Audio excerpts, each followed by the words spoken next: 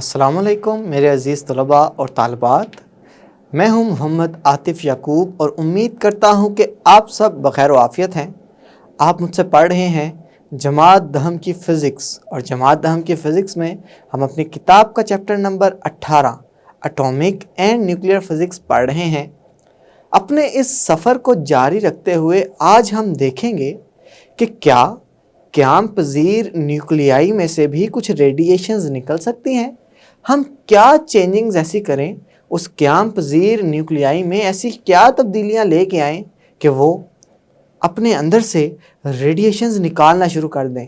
ऐसे अमल को हम आर्टिफिशियल रेडियो एक्टिविटी कहते हैं और आर्टिफिशियल रेडियो एक्टिविटी से जो रेडियो एक्टिव एलिमेंट बनते हैं उन्हें रेडियो आइसोटोप्स कहा जाता है। अब रेडियो आइसोटोप्स कहाँ कहाँ इस्तेमाल होते हैं, किस किस मकसद के लिए इस्तेमाल होंगे, ये भी आज के लेक्चर में देखेंगे और मिसाल नंबर 18.4 ये भी आज के लेक्चर में समझाई जाएगी। तो चलें बग़ैर किसी ताख़ीर के चलते हैं अपने लाइट बोर्ड की जानिब।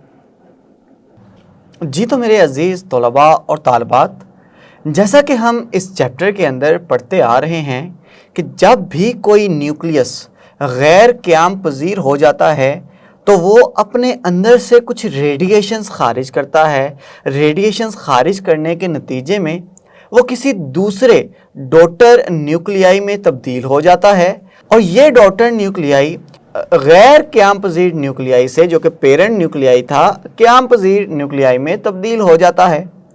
लेकिन क्या हर न्यूक्लियस गैर क़याम पज़ीर होता है?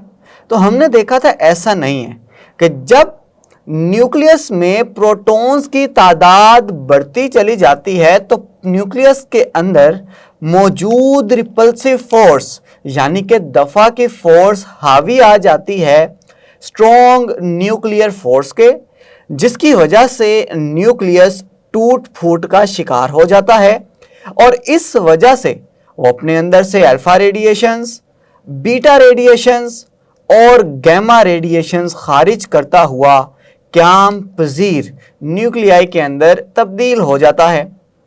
अब ऐसे न्यूक्लियाई जिनके अंदर 82 से ज़्यादा प्रोटॉन्स आ जाएं, उनको नाम दिया जाता है गैर क़याम पज़ीर न्यूक्लियाई का। और ऐसे न्यूक्लियाई कि जिनका एटॉमिक नंबर यानी कि जिनमें प्रोटॉन्स की तादाद 1 से लेके 82 तक हो, उनको क़याम पज़ीर न्यूक्लियाई कहते हैं। अब क़याम पज़ीर न्यूक्लियाई क्या होंगे? क्योंकि इनके अंदर क़याम है, ये ठीक है, राज़ी हैं जैसे भी ये हैं। अब ये अपने न्यूक्लियाई में तब्दीली नहीं लाना चाहते तो न्यूक्लियस भी टूट फूट का शिकार नहीं होगा, तो न्यूक्लियाई के अंदर से रेडिएशंस निकलने का अमल ही शुरू नहीं होगा। तो चलें हम सबसे पहले बात शुरू करेंगे क़याम पज़ीर न्यूक्लियाई से कि आखिर क़याम पज़ीर न्यूक्लियाई क्या होते हैं। हेडिंग दे लें जी, क़याम पज़ीर न्यूक्लियाई। तो हमने कहा है कि ऐसे न्यूक्लियाई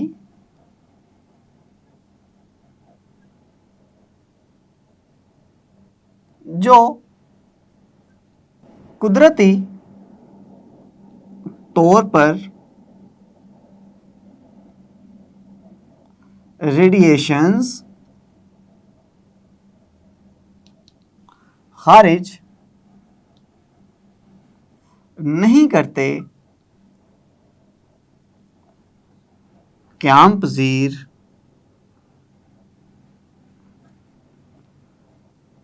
न्यूक्लियाई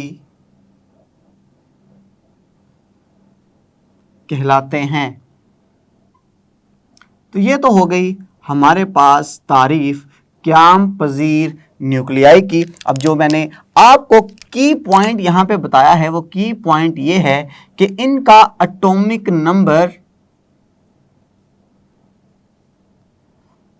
1 से लेके 82 होता है, यानी कि ऐसे न्यूक्लियाई कि जिनका एटॉमिक नंबर 1 से लेके 82 तक का होगा, उनमें प्रोटॉन्स की तादाद 1 से लेके 82 तक होगी, वो क्याम पजीर न्यूक्लियाई कहलाएंगे, या दूसरे लफ्जों में इसको इस तरह से समझ लें कि उनके अंदर दफा की फोर्स हावी नहीं हो रही स्ट्रॉन्ग न्यूक्लियर फोर्स के, तो इस वजह से वो क्याम पजीर न्यूक्लियाई कहलाते हैं।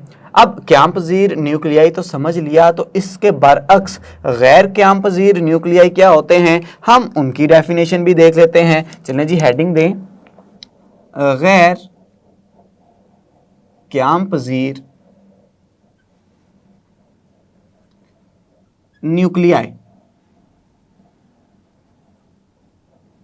तो चलें जी, क्यों ना गैर क्याम पजीर न्यूक्लियाई की तारीफ भी लिख ली जाए। हम कहेंगे कि ऐसे न्यूक्लियाई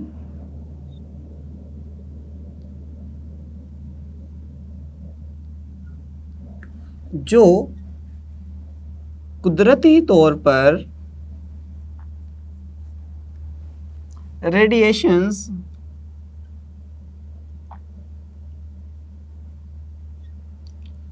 खारिज करते हैं,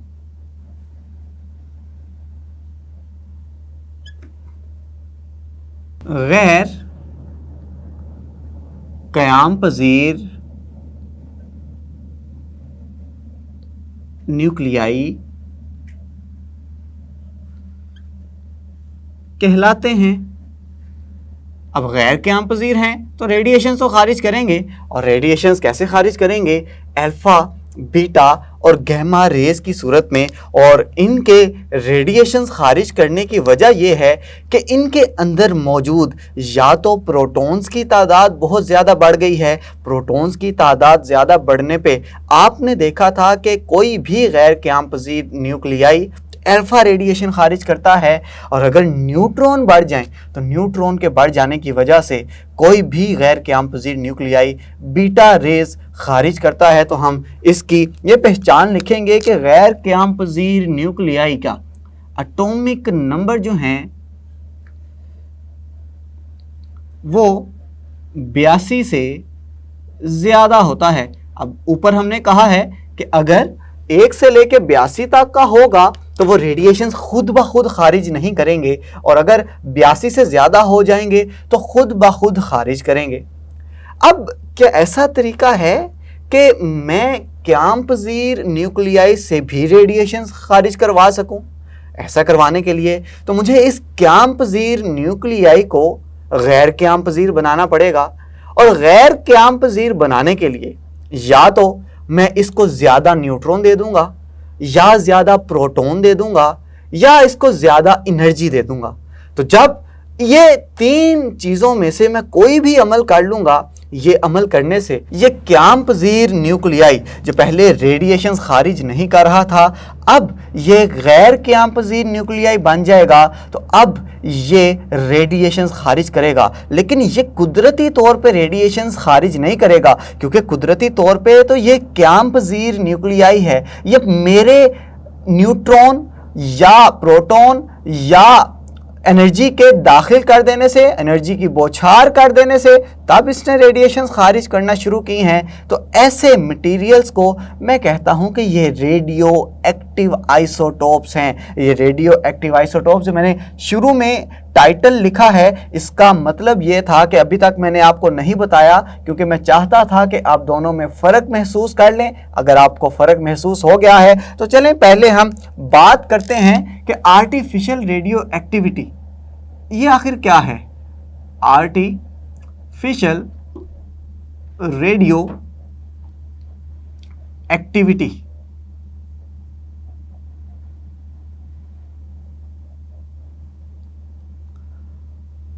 मैंने कहा है कि जब भी कोई क़याम पजीर न्यूक्लियाई पे अल्फ़ा पार्टिकल या न्यूट्रॉन की बौछार कर दी जाए तो वो क़याम पजीर न्यूक्लियाई गैर क़याम पजीर न्यूक्लियाई हो जाता है, जिसकी वजह से वो रेडिएशन खारिज करता है। इस तरह के अमल को हम आर्टिफिशियल रेडियो एक्टिविटी कहते हैं। तो इसकी तारीफ हम कुछ इस तरह से लिखेंगे कि क़याम पजीर न्यूक्लियाई को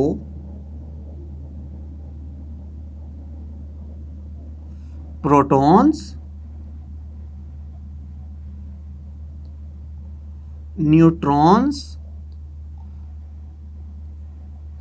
या अल्फा पार्टिकल्स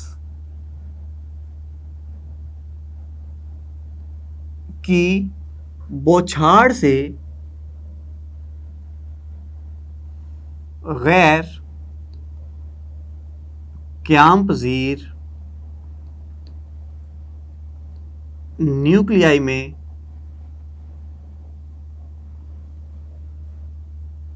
तब्दील किया जा सकता है,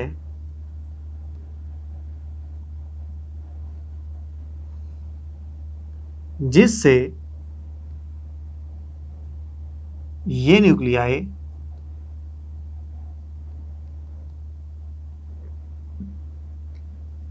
रेडिएशंस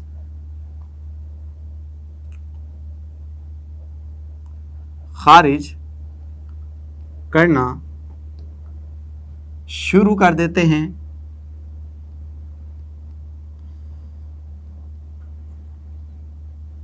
इस अमल को आर्टिफिशियल रेडियो एक्टिविटी कहते हैं।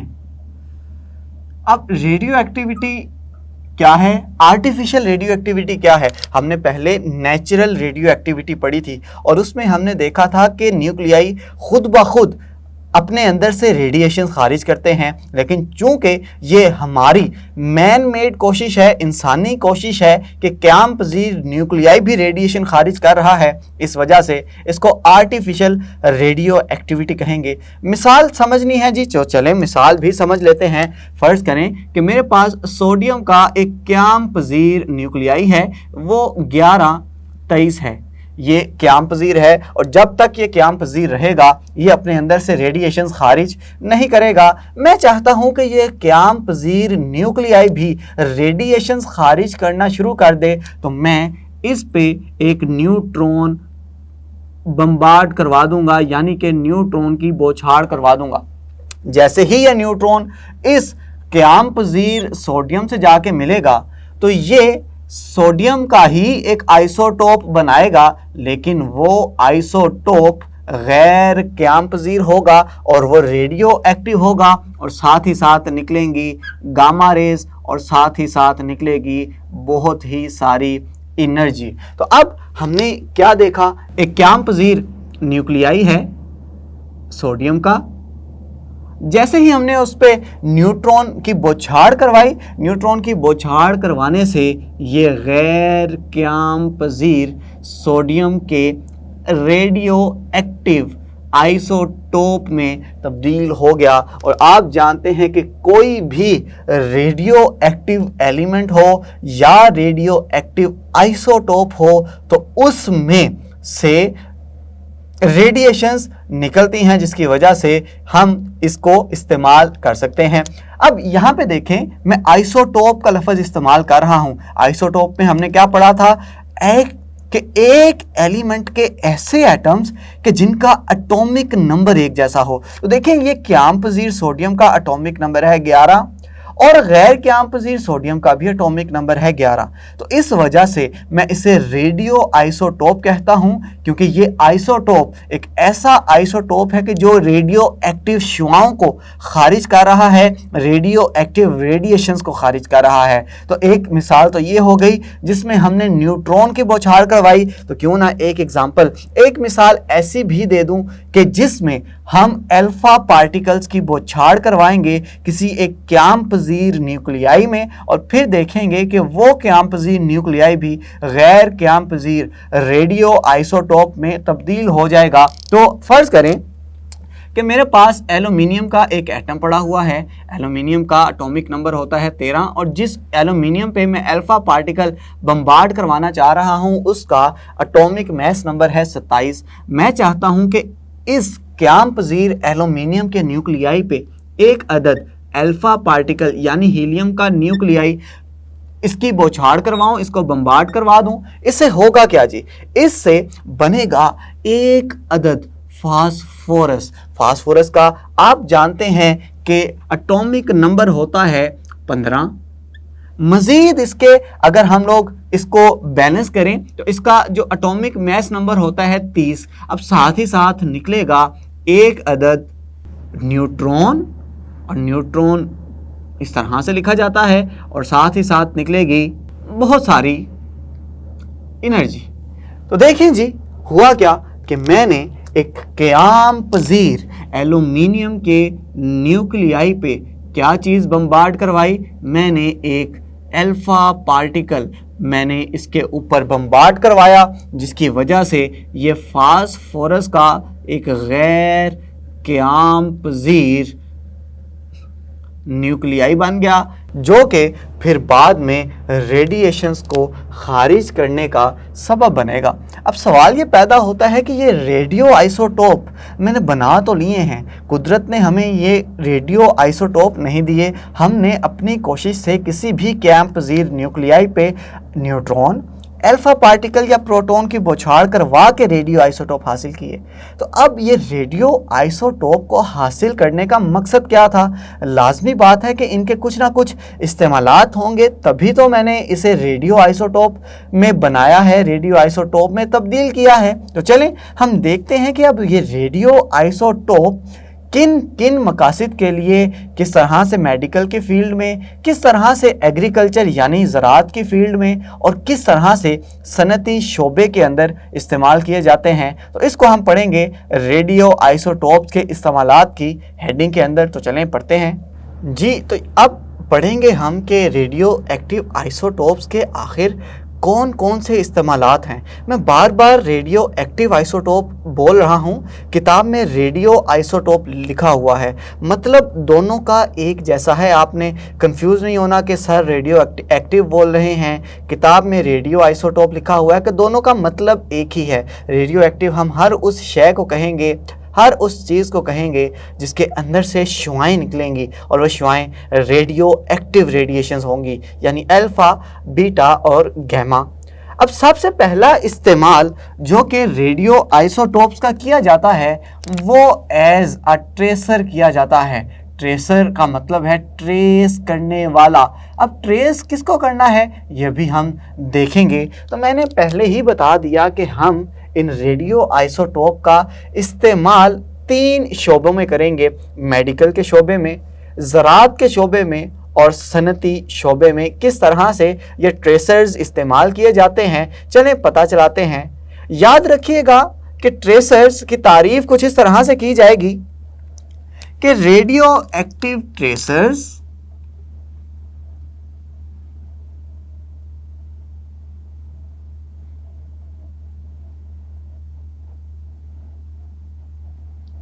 ऐसे केमिकल कंपाउंड्स हैं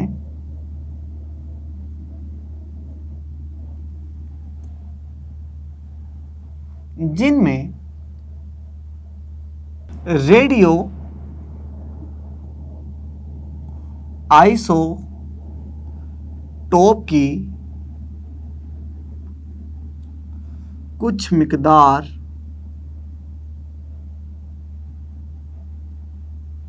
पाई जाती है।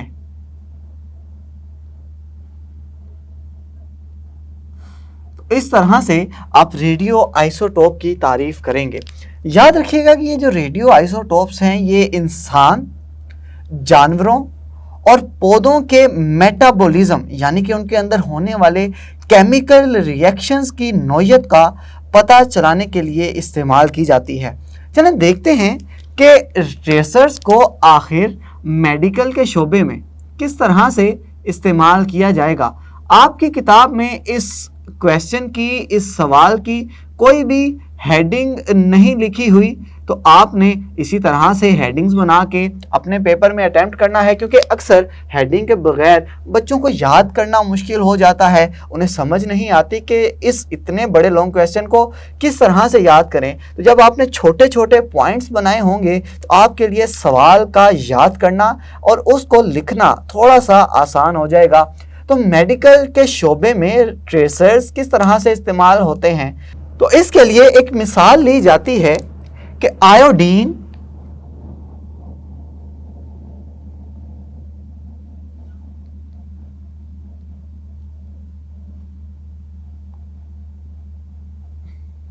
131। ये आयोडीन 131 थायराइड ग्लैंड, यानी ये जो हमारे गले पे, ये इस जगह पे जो ग्लैंड होता है, इसे अक्सर गिल्लड़ भी कहा जाता है, ये थायराइड ग्लैंड के मुआयने के लिए इस्तेमाल की जाती है। तो यहाँ पे हम लिख देंगे कि आयोडीन 131 हमेशा थायराइड ग्लैंड के मुआयने के लिए इस्तेमाल की जाती है। अब सवाल ये पैदा होगा कि आखिर किस तरह से इस्तेमाल होगी। तो याद रखिएगा कि आपने जब भी किसी भी रेडियो आइसोटोप का इस्तेमाल करना है किसी भी चीज़ के अंदर, तो उस चीज़ के अंदर आप उस रेडियो आइसोटोप को दाखिल करवाएंगे। दाखिल करवाने के बाद उस रेडियो आइसोटोप की जज़ब करदा मिकदार आपको बताएगी कि वहाँ पे क्या सही है, क्या गलत है, क्या खराबी पाई जा रही है। तो आयोडीन 131 को आप चाहते हैं थायराइड ग्लैंड में के मुआयने के लिए इस्तेमाल करना, तो उसके लिए आपको आयोडीन 131 को इंसानी जिस्म के अंदर दाखिल करवाना पड़ेगा। अब ये इंसानी जिस्म के अंदर दाखिल किस तरह से करवाया जा सकता है? आप जो खाना खा रहे होते हैं उसमें आयोडीन 131 को मिला लिया जाए और आयोडीन 131 आप खा लें, और वो खाना जिसमें आयोडीन 131 मिला हुआ है आप जब खाएंगे तो वो आयोडीन 131 आपके जिस्म के अंदर पहुंच जाएगा। अब थायराइड ग्लैंड के अंदर आयोडीन 131 जज़ब होने की सलाहियत रखता है। तो अब इस आयोडीन 131 के जज़ब होने की जो मिकदार होगी ये तयन करेगी थायराइड ग्लैंड की सही या उस जगह पे खराबी का। तो हमने जो बातें कही हैं हम लिख लेंगे कि हम आयोडीन 131 को थायराइड ग्लैंड में दाखिल करवाते हैं, तो जैसे ही ये थायराइड ग्लैंड में जाएगा तो जज़ब करदा मिकदार ये थायराइड ग्लैंड की मॉनिटरिंग के लिए इस्तेमाल की जा सकती है। तो इसी तरह से मेडिकल के शोबे में ना सिर्फ आयोडीन 131 बल्कि फास्फोरस 32 भी इस्तेमाल किया जाता है। फास्फोरस 32 का इस्तेमाल होता है ट्यूमर या ब्रेन कैंसर की तशखीस के लिए, उसके मुआयने के लिए। अब फास्फोरस 32 ब्रेन कैंसर यानी कि दिमाग के अंदर अगर कोई रसोली बन गई है, दिमाग का कोई कैंसर हो गया है, तो उसका अगर मुआयना करवाना है तो उसके लिए फास्फोरस 32 को दिमाग के अंदर भेजा जाएगा, उसे इंसर्ट करवाया जाएगा। अब फास्फोरस 32 की जज़ब करदा मिकदार बताएगी कि क्या जिस्म में कोई खराबी है या नहीं। ये किस तरह से पता चलेगा ये कि क्या ब्रेन के अंदर कैंसर है या नहीं? तो याद रखिएगा कि जो अफेक्टेड हिस्सा होता है, जो मुतासरा हिस्सा होता है, यानी जिस जगह पे रसोली बनी हुई है, वो इस फास्फोरस 32 की ज़्यादा मिकदार को जज़ब करेगा। जहाँ से मिकदार ज़्यादा जज़ब होना शुरू हो जाएगी तो डॉक्टर समझ लेंगे कि यहाँ पे कुछ ना कुछ ख़राबी है और उस ख़राबी को बाद में मुआयना करके उसका इलाज किया जाता है, अगर तो वो काबिले इलाज हो तो मेडिकल के शोबे में आयोडीन 131 थायराइड ग्लैंड के मुआयने के लिए इस्तेमाल किया जाता है और फास्फोरस 32 दिमाग के कैंसर के मुआयने के लिए इस्तेमाल किया जाता है। ना सिर्फ ये मेडिकल के शोबे में इस्तेमाल होती हैं बल्कि ये तो ज़राअत के शोबे में भी इस्तेमाल होती हैं। तो ज़राअत के शोबे में इसका इस्तेमाल क्या है, चलें देखते हैं। ज़राअत के शोबे में भी फास्फोरस 32 का इस्तेमाल किया जाता है। यहाँ पे फास्फोरस 32 किस काम आएगी? आप जानते हैं कि पौधे जो होते हैं फास्फेट को जज़ब करते हैं। फास्फेट को जज़ब करके ये अंदाज़ा लगाया जा सकता है कि वो पौधा खुराक कितनी अच्छी तैयार कर रहा है, क्या वो पौधा सेहतमंद है या नहीं। तो वो अपने अंदर जितनी ज़्यादा फास्फोरस 32 की मिकदार को जज़ब करेगा, इससे हम पौधे की सेहतमंद होने का, पौधे की नशोनुमा का अंदाज़ा लगा लेते हैं। तो फास्फोरस 32 ये इस्तेमाल किया जाएगा ताकि पौधे के अंदर फास्फेट जो पाया जाता है, फास्फेट को जज़ब करने की सलाहियत पाई जाती है, उसका अंदाज़ा करने के लिए। तो फास्फेट की जज़ब करदा मिकदार का मुआयना करने के लिए फास्फोरस 32 का इस्तेमाल किया जाता है। और याद रखिएगा कि ये फास्फेट 32 पौधे की नशोनुमा यानी पौधे की बढ़ने के लिए, उसकी सेहत के लिए बहुत ही अहम रोल प्ले करता है, बहुत ही अहम जुज़्व है पौधे की नशोनुमा का। ये तो हो गई ज़राअत के शोबे की बात। चलें अब बात करते हैं सनती शोबे में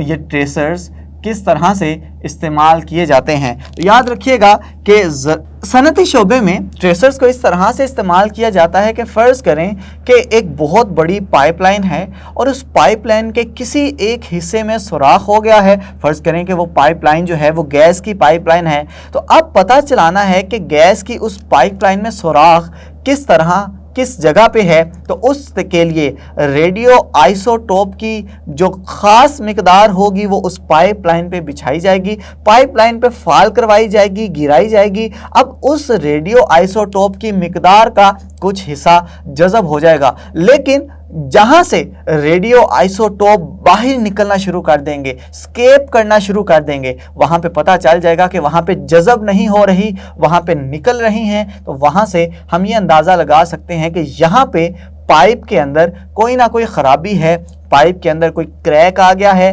पाइप कहीं से टूट गया है। तो यहाँ से सनती शोबे में हम इस्तेमाल कर सकते हैं कि जो ज़ेरे ज़मीन पाइप हैं उनकी लीकेज या तोड़ फोड़ मालूम करने के लिए। तो इस तरह से ट्रेसर्स को मुख्तलिफ शोबों के अंदर इस्तेमाल किया जाता है। ये ट्रेसर सिर्फ और सिर्फ किसी भी चीज़ की तशखीस के लिए, अगर कोई बीमारी है इंसानी जिस्म में उसका मुआयना करने के लिए, उसको ढूंढने के लिए।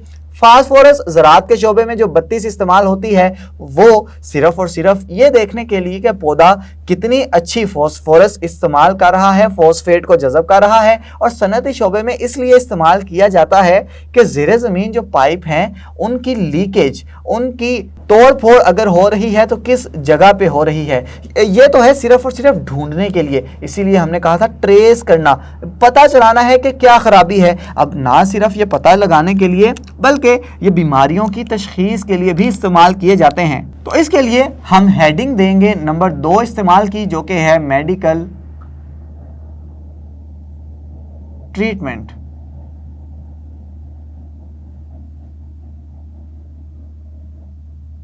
तो मेडिकल ट्रीटमेंट में ये रेडियो आइसोटोप कैसे इस्तेमाल किया जाता है। तो जो हमने पता चलाया है कि दिमाग में रसौली है तो उसके लिए फास्फोरस 32 का इस्तेमाल किया जा रहा है। अब इसके इलाज के लिए, इस रसौली को ख़त्म करने के लिए, ट्यूमर को ख़त्म करने के लिए जो आइसोटोप इस्तेमाल किया जाता है वो कोबाल्ट 60 यानी कि कोबाल्ट को CO लिखते हैं, कोबाल्ट 60 का इस्तेमाल किया जाता है। ये कोबाल्ट 60, इस रेडियो एक्टिव कोबाल्ट के अंदर ये खासियत है कि ये ट्यूमर्स या कैंसर ज़दा सेल्स को तबाह कर देता है। तो इस तरह से ये हमारे पास ना सिर्फ तशखीस के लिए बल्कि मुआयने के लिए भी रेडियो आइसोटोप्स इस्तेमाल किए जाते हैं। अब तीसरा बहुत ही अहम और बुनियादी इस्तेमाल जो कि किया जाता है इन रेडियो आइसोटोप का, उसको नाम दिया जाता है कार्बन डेटिंग का। अब ये कार्बन डेटिंग क्या है, इसको इस तरह से समझें कि आप अक्सर सुनते हैं कि माहिर अर्जियात यानी कि जो ज़मीन के माहिर होते हैं, ज़मीन के मुताले के माहिर होते हैं, उन्हें इस ज़मीन के नीचे से 5000 साल पुरानी कोई मूर्ति मिल गई है, 5000 साल पुराना उन्हें कोई जानवर का ढांचा मिल गया है, कोई डायनासोर का ढांचा मिल गया है या कोई मगरमच्छ का ढांचा मिल गया है। अब ये वो ढांचा किस तरह से तयन करते हैं कि ये 5000 साल पुराना है, उन्हें किस तरह से पता चलता है, उनकी उम्रें तो 5000 साल पुरानी नहीं है ना, तो किस तरह से अंदाज़ा लगाते हैं कि ये 5000 साल पुरानी चीज़ है जो कि 5000 साल पहले मर गई थी। इसी तरह से दरख्त अगर मर जाएं तो उनकी भी उम्रों का तयन किया जा सकता है कि ये दरख्त आज से 2000 साल पहले मर गया था, यानी कि बेजान हो गया था। तो इसके लिए जिस तकनीक का इस्तेमाल किया जाता है उसे नाम देते हैं कार्बन डेटिंग का। अब कार्बन डेटिंग इसे क्यों कहते हैं? क्योंकि यहाँ पे इस्तेमाल होने वाला जो रेडियो आइसोटोप है वो है कार्बन 14। अब ये कार्बन 14 इस कदर अहम रेडियो आइसोटोप है कि ना सिर्फ इंसान बल्कि पौधे भी और जानवर भी और बहुत सारी जगहों पर और भी ये कार्बन का 14 यानी कार्बन 14 आइसोटोप जो है, जो रेडियो एक्टिव आइसोटोप है कार्बन का, वो मौजूद होता है। ये इंसान के जिस्म के अंदर जाता है खुराक के ज़रिए, पौधों के अंदर जाता है जब वो फोटोसिंथेसिस कर रहे होते हैं तो उनके अमले तनफुस में ये कार्बन इस्तेमाल हो रहा होता है, और जानवरों के जिस्म में भी ये जो जा रहा होता है ये खुराक ही की मदद से जा रहा होता है। इसको समझने के लिए आप मिसाल देखें इस डायग्राम की। इस डायग्राम में आप देख सकते हैं कि ऊपर से कुछ रेडिएशंस आ रही हैं जिसको मैंने नाम दिया था कॉस्मिक रेडिएशंस। अब कॉस्मिक रेडिएशंस में सेकेंडरी रेडिएशंस पाई जाती हैं जिनमें न्यूट्रॉन्स होते हैं, एक्स रेज होते हैं, अल्फा पार्टिकल्स होते हैं, प्रोटॉन्स होते हैं। तो जब ये रेडिएशंस हमारे कुरे अर्ज़ में दाखिल होंगी, हमारे एटमॉस्फेयर में दाखिल होंगी, तो आप जानते हैं कि हमारी फ़िज़ा में सबसे ज़्यादा पाए जाने वाली गैस जो है वो नाइट्रोजन है। वो नाइट्रोजन कितनी पाई जाती है जी? ये नाइट्रोजन तकरीबन 79% होती है हमारी एटमॉस्फेयर में पाई जाने वाली गैसेस का। जैसे ही वो न्यूट्रॉन इस नाइट्रोजन को आके हिट करेगा तो इसको आयोनाइज कर देगा। आपको याद है ना, हमने पढ़ा था कि आयोनाइजेशन क्या होती है कि जब पॉजिटिव और नेगेटिव आयंस में गैसेस को तब्दील कर दिया जाए। तो अब नाइट्रोजन आयोनाइज होगी, तो आयोनाइज होने के बाद ये कार्बन 14 में तकसीम हो जाएगी, कार्बन 14 में तब्दील हो जाएगी। अब ये कार्बन 14 हवा में मौजूद दूसरी गैस ऑक्सीजन के साथ मिलेगा, और जैसे ही ऑक्सीजन के साथ मिलेगा तो ऑक्सीजन के साथ मिलके ये कार्बन डाइऑक्साइड बना देगा। और ये कार्बन डाइऑक्साइड ना सिर्फ पौधे बल्कि जानवर और इंसान भी इस्तेमाल करते हैं। इनका कहीं ना कहीं अमल दखल इंसान की ज़िंदगी में भी है। अगर पौधे इस्तेमाल करेंगे तो पौधों से जो हम खाना लेते हैं, फ्रूट लेते हैं, कोई फूड लेते हैं, वो सारे का सारा हमारे जिस्म में जाएगा। जानवर उन पौधों को खाएंगे, उन पत्तों को खाएंगे, तो वो कार्बन 14 दोबारा से उनके जिस्मों के अंदर जाना शुरू कर देगा। अब जब तक इंसान, जानवर या पौधे जिंदा रहेंगे तो उनमें इस कार्बन 14 की मिकदार मुस्तकिल रहेगी। तो चलें ये भी हम एक पॉइंट की सूरत में लिख लेते हैं कि जब तक इंसान, पौधे या जानवर जिंदा रहते हैं उनमें कार्बन 14 की जो मिकदार है वो मुस्तकिल रहती है। मुस्तकिल रहती है यानी कि कम नहीं होती। लेकिन क्या होता है कि जब ये मर जाते हैं, तो जब ये मर जाते हैं इंसान, जानवर या पौधे, तो उनके मरने के बाद ये कार्बन 14 ये तकसीम होना शुरू हो जाता है, इसकी तकसीम शुरू हो जाती है। अब इस कार्बन 14 की जो हाफ लाइफ है वो है जी 5730 साल, यानी ये एक एटम आधा होने में 5730 साल लेगा।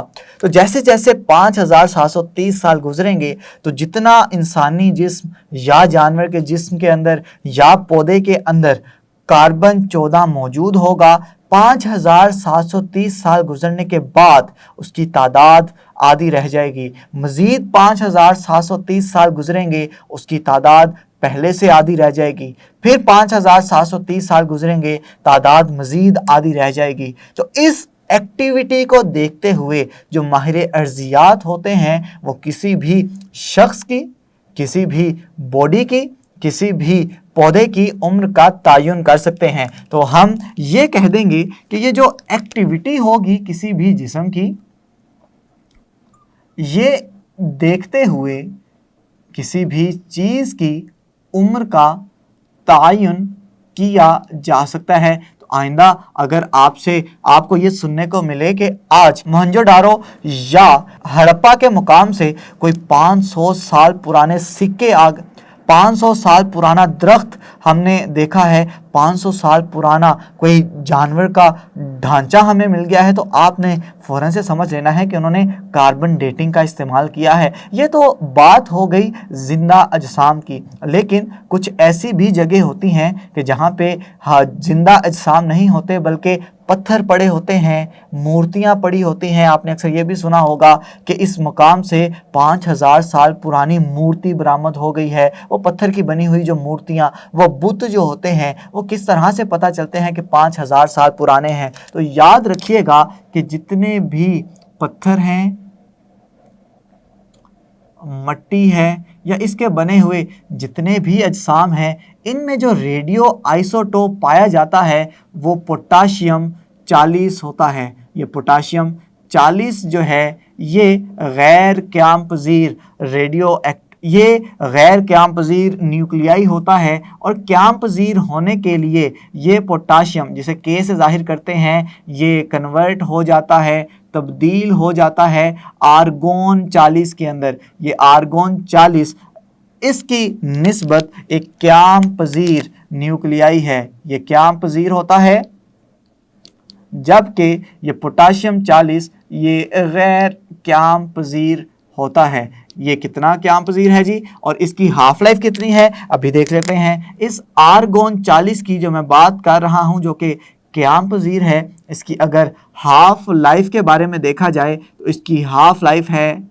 2.4 ज़रब 10 की ताकत 8 साल, यानी इसकी भी हाफ लाइफ बहुत ज़्यादा है। तो जब किसी भी चट्टान, किसी भी पत्थर, किसी भी मूर्ति की उम्र का अंदाज़ा लगाना हो तो उसमें मौजूद पोटाशियम 40 या आर्गोन 40 की मिकदार का मुआजना कर लिया जाता है कि अब कितनी मिकदार बची हुई है। तो जब ये मुआजना कर लिया जाएगा तो उससे किसी भी जिस्म की, किसी भी ढांचे की, किसी भी पहाड़ की, किसी पत्थर की, किसी चट्टान की उम्र का अंदाज़ा कर लिया जाएगा। उम्मीद करता हूं कि कार्बन डेटिंग तो आपको समझ आ गई है। अब कार्बन डेटिंग के हवाले से एक अदद मिसाल आपकी किताब में मौजूद है, मिसाल नंबर 18.4। तो क्यों ना 18.4 को भी हल कर लिया जाए। जी तो मेरे अज़ीज़ तलबा और तालबात, ये रही हमारे सामने मिसाल 18.4।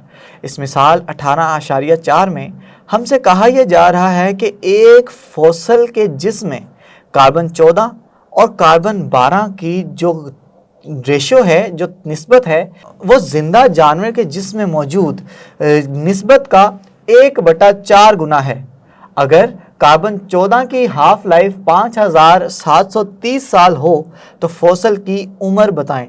फॉसल कहते हैं ऐसा जानवर जिसको मरे हुए कई साल गुजर चुके हों और उसकी बाकियात यानी कि उसकी हड्डियां या उसका ढांचा ज़मीन के नीचे से, ज़मीन के मलबे से हमें मिल जाए, ऐसी चीज़ को हम फॉसल कहते हैं। कि किसी भी चीज़ की जो बाकियात होती हैं उसे फॉसल कहा जाता है। तो इसको कार्बन डेटिंग का अमल जो मैंने बताया था ना, कि इसे किसी भी चीज़ की उम्र का तयन करने के लिए इस्तेमाल किया जाता है। तो हम यहाँ पे हेडिंग दे देंगे हल्की के, यहाँ पे हम हल करने जा रहे हैं। हम जानते हैं कि हमारे पास n का क्या फार्मूला है। n क्या है जी? वो नंबर ऑफ एटम्स जो बच गए हैं उसका फार्मूला हम लिखते थे 1/2, इसके ऊपर n लिखते थे, या बाज़ जगह से t भी लिखा जाता है कि कितनी हाफ लाइफ गुजर चुकी हैं, और इस जगह पे n नोट लिखा जाता है। अगर मैं इस n नोट को नीचे ले आऊँ तो क्या होगा?